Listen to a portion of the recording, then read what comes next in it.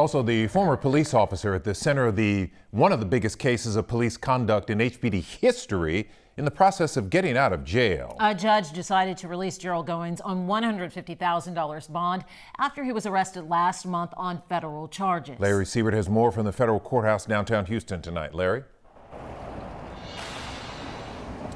Gerald Goines didn't pay a dime. His bond is unsupervised, meaning it's an I promise to show up for court, and it comes with an ankle monitor and freedom to plan his next move.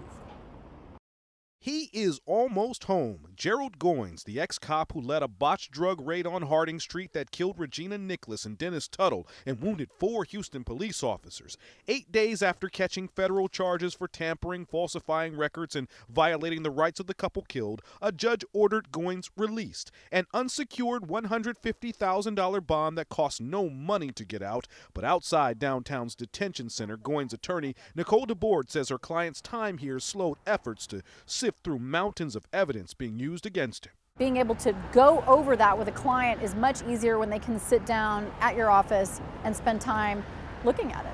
In January, officers burst into this home looking for guns and heroin. They did it based on 911 calls from a woman now accused of lying and a confidential informant Goines allegedly made up. 7 months later, prosecutors charged the 34-year veteran narcotics officer with 2 counts of murder. Former partner Stephen Bryant went to jail for tampering. Then last month, the FBI arrested both and the 911 caller. Federal prosecutors argued Goines was a flight risk. And after a week delay that kept Goines in jail on Thanksgiving, he will be home well before Christmas. A lawyer for Regina Nicholas's relative sent us this statement tonight.